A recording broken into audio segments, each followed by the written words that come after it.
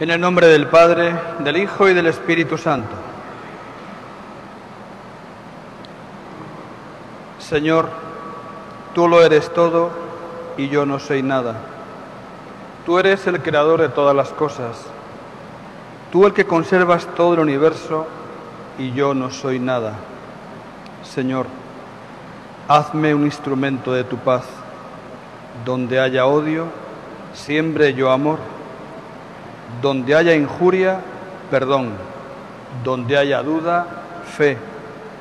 Donde haya tristeza, alegría. Donde haya desaliento, esperanza.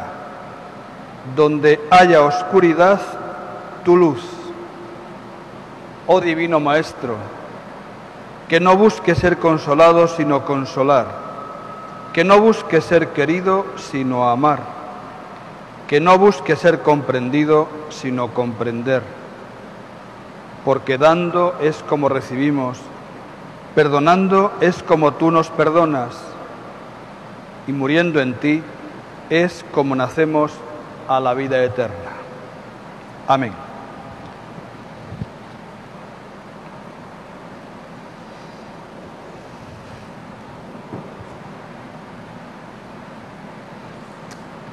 Leíamos en estos días en los evangelios de la misa a San Lucas, ese texto en el que el Señor nos decía: el cielo y la tierra pasarán, mis palabras no pasarán.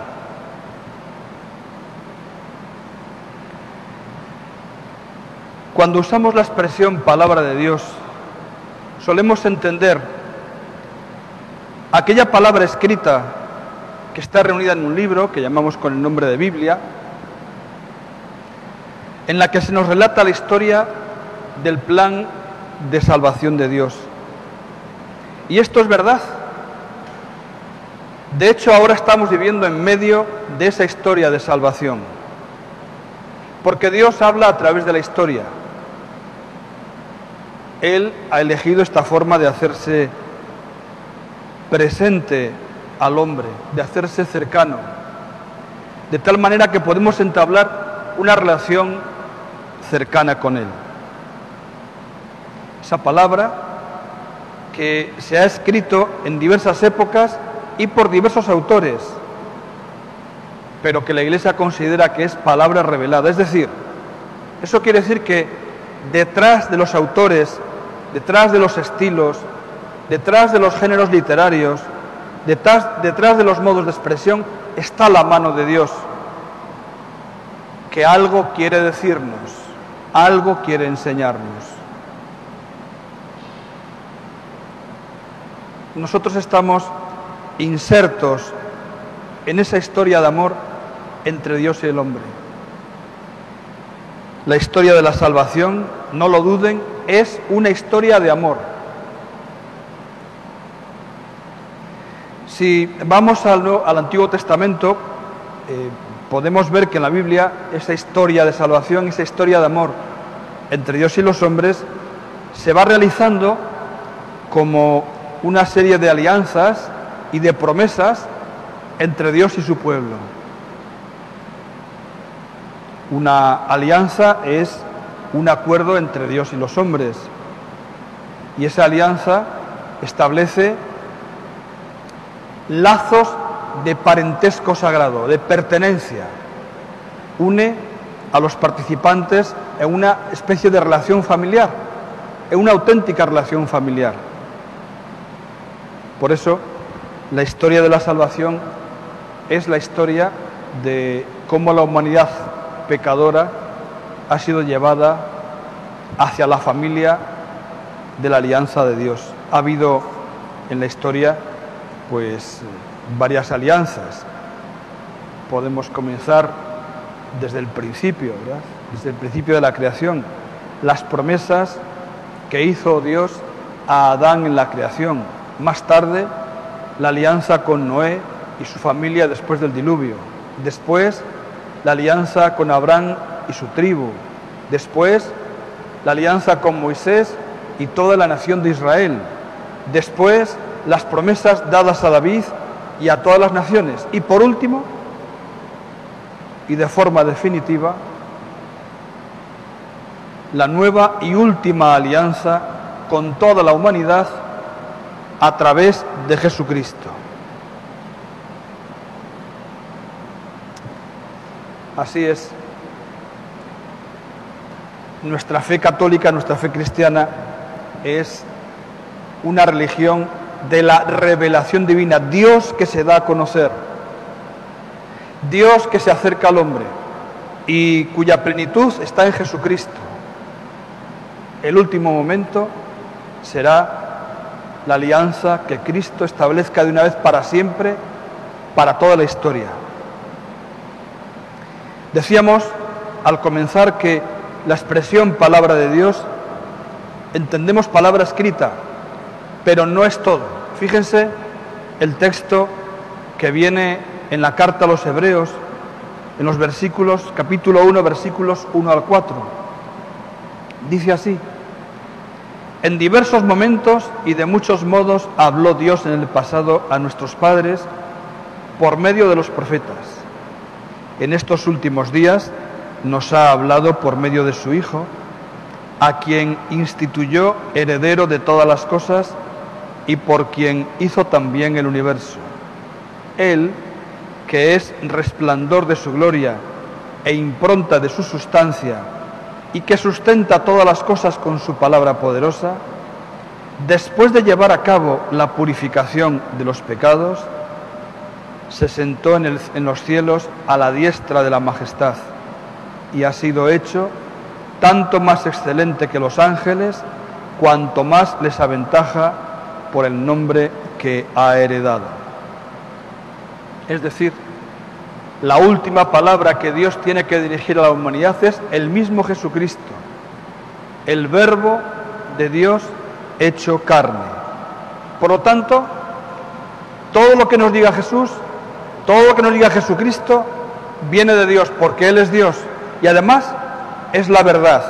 Y además, eso se cumple. Mis palabras no pasarán. El cielo y la tierra, sí, pasarán. Todo se acabará, todo tiene un fin. Todo es caduco.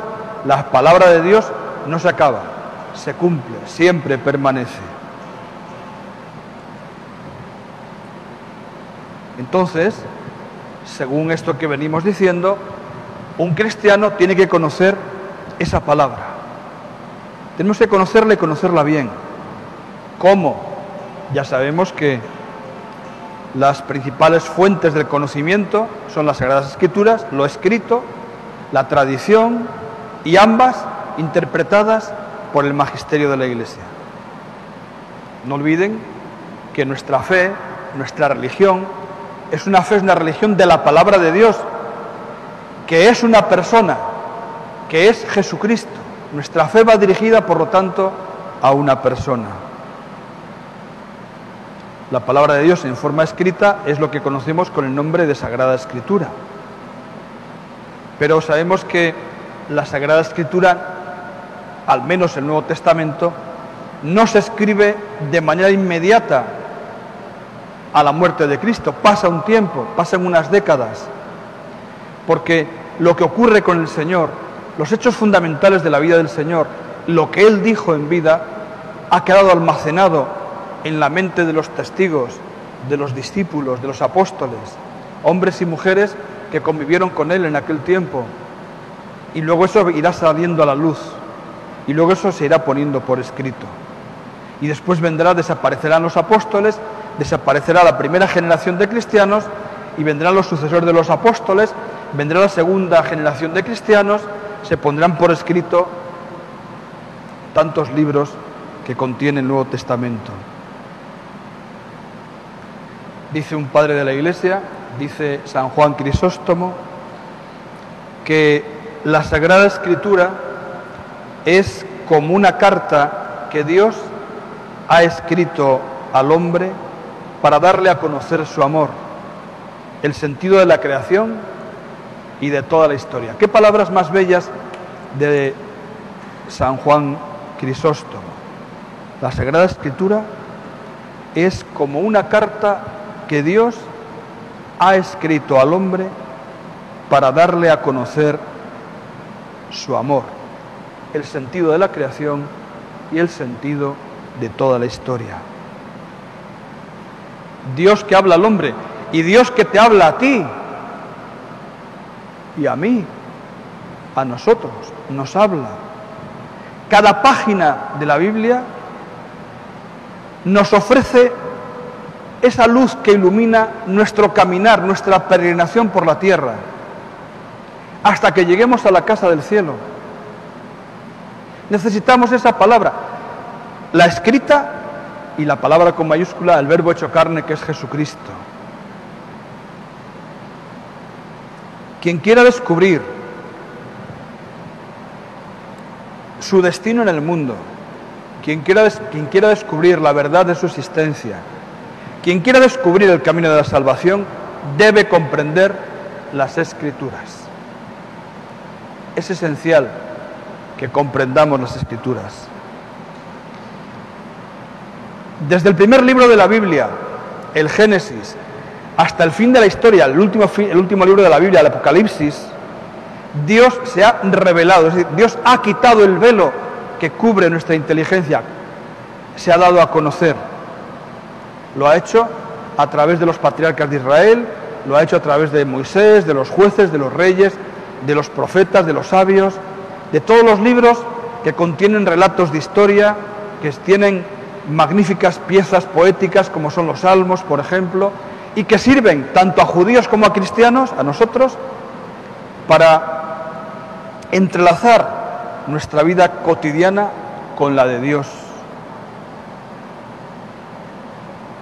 Ahora bien, la Biblia no es mera literatura.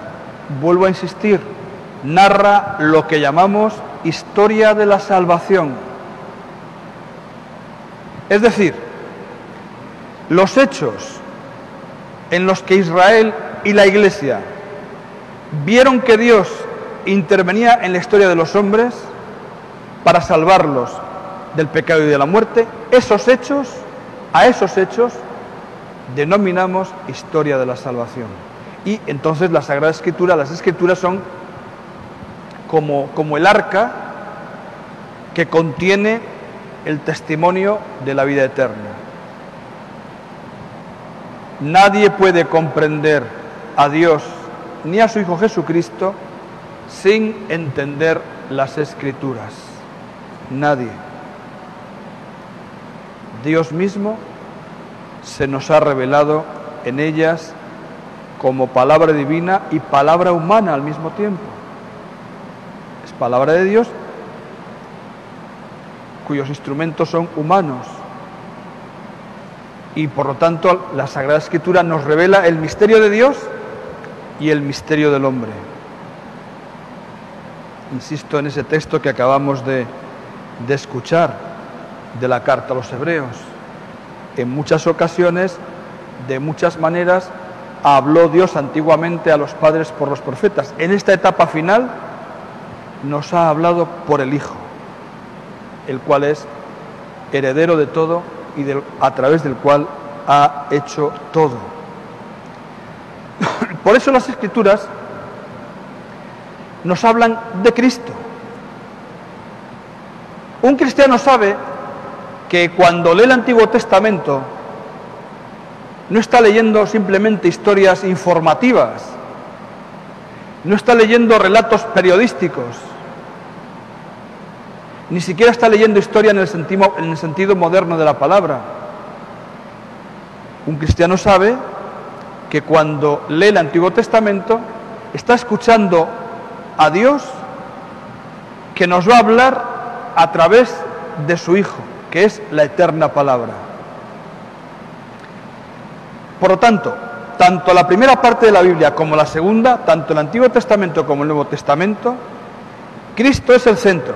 Cristo es esa palabra que esclarece y hace explícitos, vamos a llamarlo así, ¿verdad?, los secretos de Dios. Jesucristo es el que nos desvela lo que está oculto en el Señor. En el Antiguo Testamento, Cristo revela a Dios como anuncio, como promesa, como profecía. En el Nuevo Testamento, Jesucristo es el cumplimiento y la verdad plena. Por eso Cristo, en sus disputas que a veces tenía con los fariseos, les decía, han leído o está escrito que se ha dicho esto, pero yo les digo, sin romperlo primero, sin quebrantarlo primero, lo que hace es dar pleno cumplimiento, darle el sentido perfecto a lo que se había dicho en la antigüedad. Necesitamos, por lo tanto, conocer a Cristo como el centro y protagonista auténtico de esta historia de la salvación, que es el que nos desvela, que es el que nos revela esa palabra de Dios que edifica al hombre. Y por eso, como diría San Jerónimo, otro padre de la Iglesia, quien desconoce las Escrituras, desconoce a Cristo.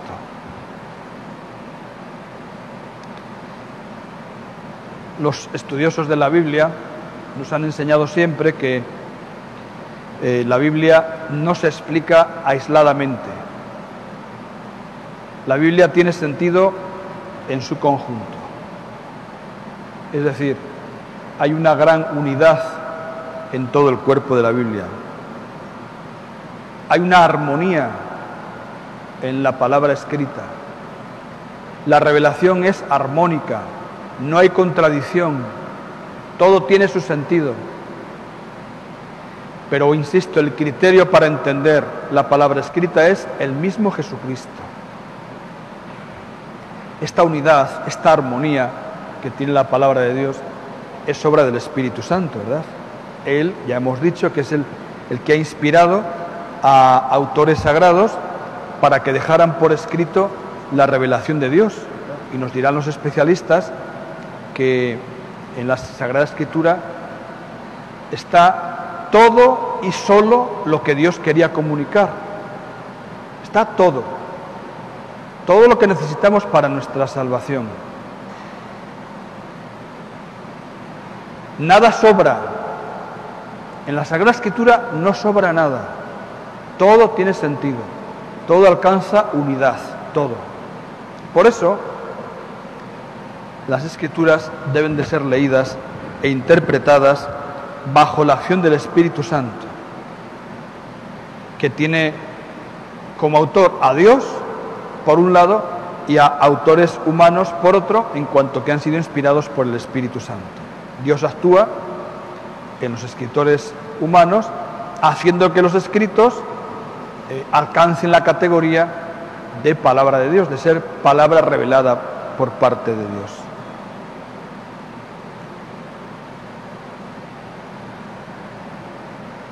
Entonces el objetivo es conocer a Jesucristo. Si no soy capaz de alcanzar un conocimiento lo más perfecto posible de Jesucristo, voy a desconocer mi fe, voy a desconocer mi religión, voy a desconocer todo aquello que Él ha dispuesto para que yo tenga vida. Pienso que uno de los grandes problemas del mundo actual y dentro de la Iglesia, por supuesto, es que tenemos un gran desconocimiento de Jesucristo. Opiniones hay muchas. Hay muchas opiniones sobre Jesucristo. Pero un conocimiento perfecto me parece que lo tenemos más bien bajo mínimos. Creo que es necesaria una acción evangelizadora para que dentro de la Iglesia conozcamos más al Señor y podamos así darlo a conocer a otras muchas personas. Y el camino seguro para conocer a Cristo es la Sagrada Escritura. Dice el Catecismo de la Iglesia Católica: toda la Escritura divina es un libro y este libro es Cristo, porque toda la Escritura divina habla de Cristo y toda la Escritura divina se cumple en Cristo. Cristo no es solo promesa, es cumplimiento. En Él se cumple todo lo que Dios quería decir. Y todo lo que hace Cristo es el cumplimiento, el llevar a la práctica lo que Dios tenía que decir al hombre. Si quieren podemos poner otra comparación. La Biblia es como una especie de mapa, es como un mapa.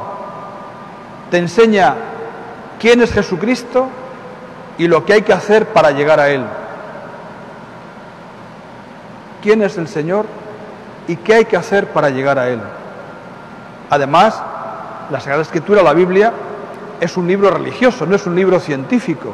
Es decir, un libro religioso porque trata de la relación entre Dios y el hombre, de la relación entre Dios y la humanidad.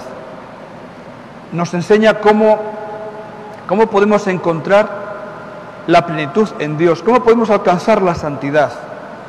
Por eso la palabra de Dios escrita es la verdad.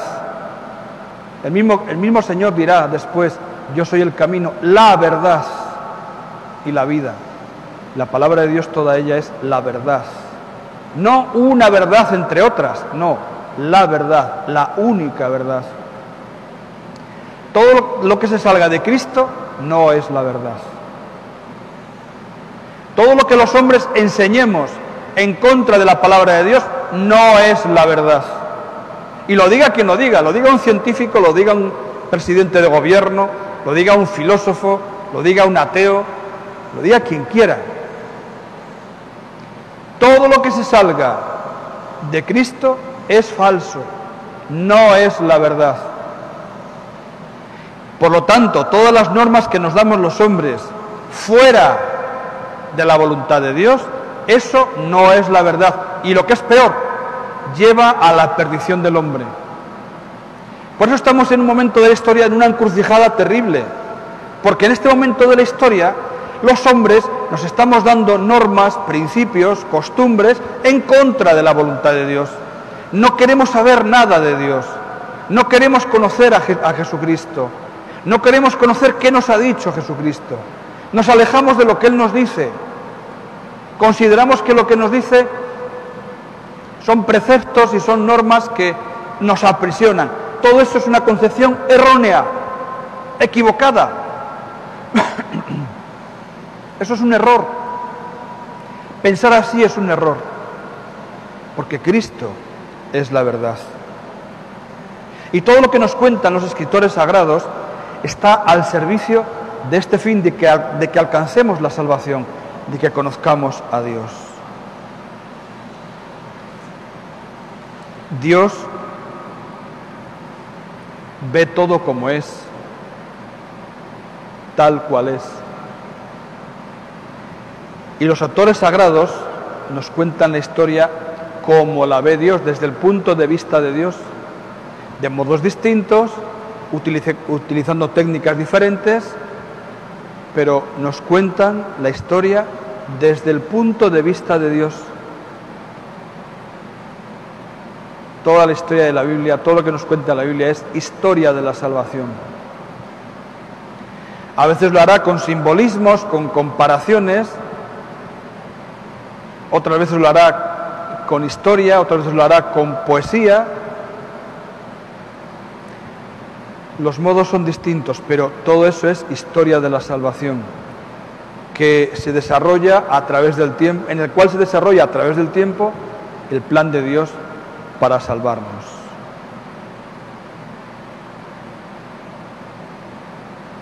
Pero la palabra definitiva es Jesucristo. Él es la verdad. Él es la salvación. Él nos lleva a la salvación. Todo lo que te ha dicho el Señor es para tu salvación. Todo es para tu propio bien. Incluso aquellos mandatos que tanto te cuesta aceptar o que te gustan menos, están puestos para tu salvación. Dios no es un rival de los hombres. Dios busca encontrarte. El Señor quiere buscarte para llevarte con Él, para darte lo mejor que Él tiene. Y si vamos a los evangelios, que es dentro de la palabra escrita, son los libros más, pienso yo, fáciles de acceder a ellos y de comprensión, allí vemos que Jesucristo, que el Señor, ha hablado de todo lo que es necesario para nuestra salvación. En los Evangelios, de los cuales disponemos de 4, a Dios gracias, Jesús nos revela quién es el Padre, quién es el Espíritu y quién es Él mismo como segunda persona de la Santísima Trinidad y como hombre verdadero. Vayan a los Evangelios, penetren en lo que ahí está escrito, que es palabra de Dios. Habla del bien, habla del mal, nos previene del maligno, nos previene contra su acción que busca la perdición del hombre. Habla de la vida, habla de la muerte, enseña a respetar a los padres y a la familia, habla del matrimonio y de la belleza del matrimonio, habla de la virginidad, habla de la pobreza, habla de la amistad. ¿Cuántos amigos aparecen en los Evangelios, verdad? Para empezar, los más cercanos, los apóstoles, luego el círculo más grande de discípulos, pero están sus familiares en Nazaret, están otras personas que fue conociendo a lo largo de su vida pública, Zaqueo, José de Arimatea, etcétera, etcétera. Habla del uso de las riquezas, habla de los bienes terrenos y nos enseña que no son definitivos. Habla de la soberbia, habla de la prepotencia y habla de la humildad. La parábola del fariseo y el publicano que entran al templo a orar es precisamente una expresión de lo que es la soberbia y de lo que es la humildad. Habla de la sencillez. No desprecia a nadie. A nadie da por perdido. Para él todos son iguales, hombres y mujeres de cualquier raza, lengua. Eleva a la dignidad que le corresponde a la mujer, que en la sociedad de su tiempo estaba muy relegada. Habla del respeto a la propiedad ajena. Habla de la paz. Dichosos los que trabajan por la paz, porque de ellos es el reino de los cielos. Habla de la sinceridad. Habla de la pureza. Habla de la sexualidad. Habla de las consecuencias nefastas que tiene la lujuria. Habla de la misericordia. Nos dice que nuestras obras, nuestra forma de actuar, tienen que ser obras, tienen que ser acciones de luz y vida.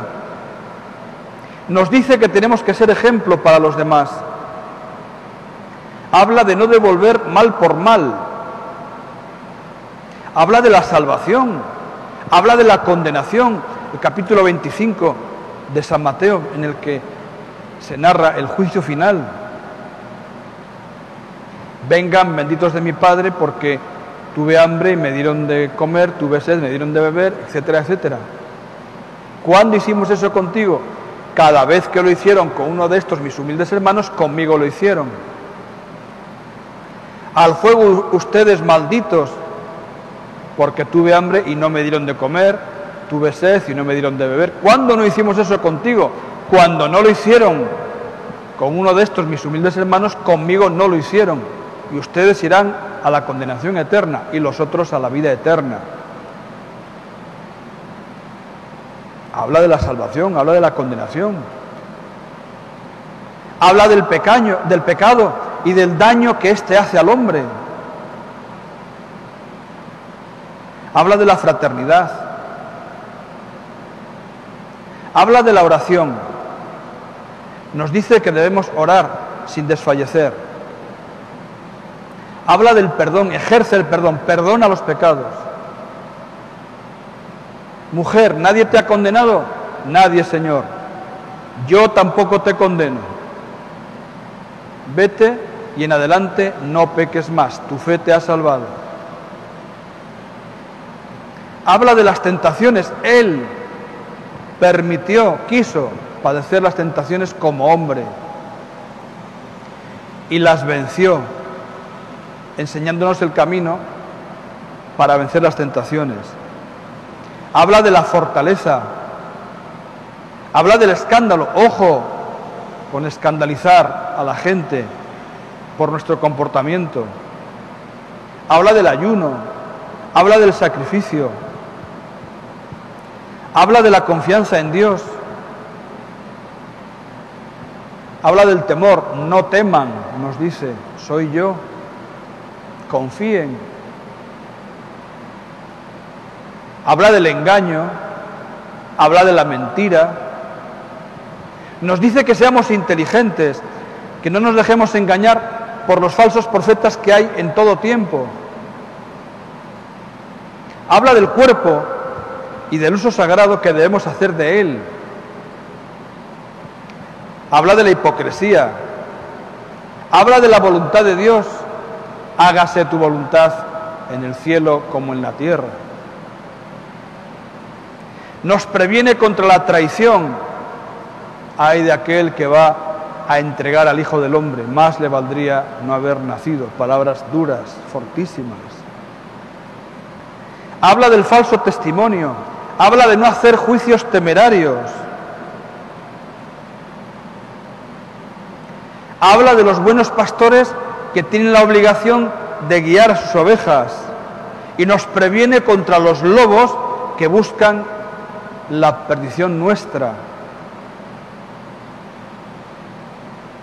Habla de la generosidad, de que seamos dadivosos. Habla de la política y con los políticos. Mi reino no es de este mundo, le dijo a Pilato. Habla con militares, centurión. Habla de cómo se ejerce la autoridad y del respeto que se le debe a la autoridad. Habla de la incredulidad, de la falta de fe. Pero cuando regrese el Hijo del Hombre a la tierra, ¿encontrará fe en ella? Habla de las pasiones humanas. Nos dice que seamos agradecidos. Habla de la dureza de corazón. Nos dice que vivamos la corrección fraterna. Nos dice que no seamos insensibles a las necesidades humanas. Nos dice que seamos caritativos y misericordiosos. Nos enseña a consolar a quien lo necesita. Nos previene contra la tristeza. Nos habla de la alegría, claro está. Nos dice que aprendamos a leer los acontecimientos de la vida y a saber interpretarlos. Cuando vienen nubes por el poniente, ustedes saben que va a llover. Hipócritas, ¿cómo es que no saben entonces descifrar los signos de los tiempos, interpretar los signos de los tiempos?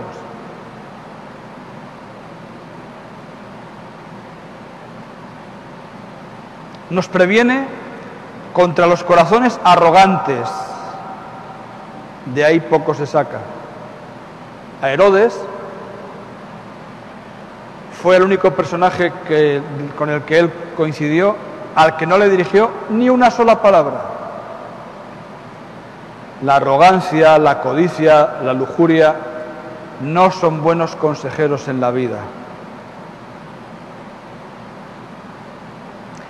Nos enseña el resultado nefasto de dejarse llevar por la codicia. Nos habla de la fidelidad y nos previene contra la infidelidad. Nos dice que seamos buena semilla, que sembremos bien en la vida. Nos dice que no seamos insidiosos. Nos dice que no temamos la muerte, que defendamos la vida porque es un don de Dios, porque Él es la vida.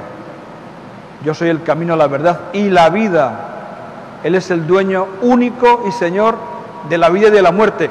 Y el hombre juega a ser Dios. El ser humano quiere ser Dios y juega con la vida humana y destroza vidas humanas. Mucha cuenta tendremos que dar a Dios por todas las vidas humanas que la humanidad ha destrozado, pero muchas cuentas tendremos que dar a Dios, muchísimas, porque Él se va a poner de parte del débil, no lo duden, y va a ser misericordioso para quien fue misericordioso, pero también va a ser inmisericorde para quien no tuvo misericordia.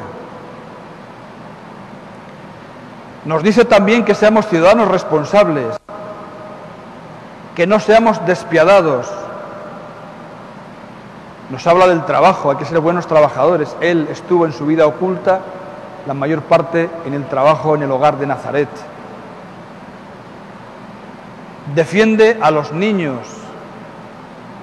se entusiasma con los jóvenes. Esta humanidad nuestra, este tiempo nuestro, esta generación nuestra, tendrá muchas cuentas que dar a Dios por el uso que hace, por la manipulación que hace de los niños y de los jóvenes. Pero muchas cuentas a Dios tiene que dar esta generación malvada y pervertida. Se desencanta con la falta de una respuesta agradecida. Nos habla del don de la gracia de Dios que transforma el alma. Nos pide que hagamos buen uso de nuestros talentos. Habla de la obediencia. Habla de la soledad. Pero también habla del compartir. Participa en fiestas y comidas. Se mezcla con la gente. Busca a la gente. Habla del arrepentimiento. El apóstol Pedro.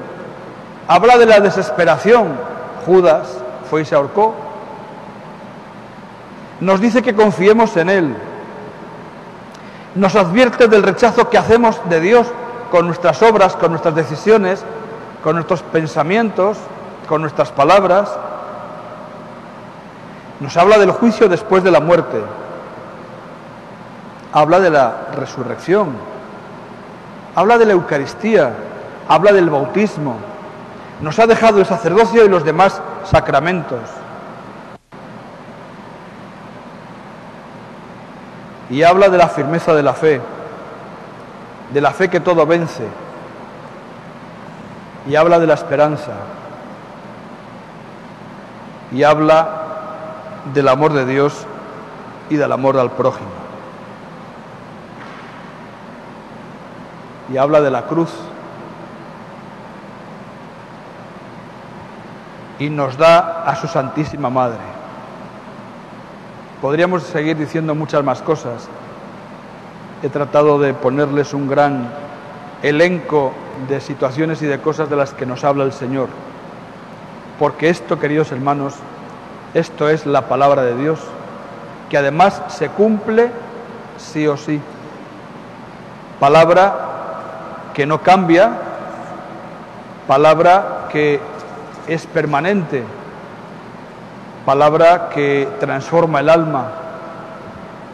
Espero que esta primera intervención, este primer tema que ya estamos acabando, sirva para darnos cuenta de que Jesucristo, como palabra de Dios, es lo definitivo en nuestra vida.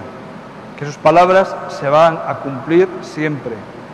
Que Él es el centro de la historia, esa historia de salvación en la cual nosotros vivimos, historia de la salvación en la cual Dios es protagonista junto con nosotros que estamos a su lado y queremos alcanzar el reino que Él nos ha prometido. En el nombre del Padre, del Hijo y del Espíritu Santo. Amén.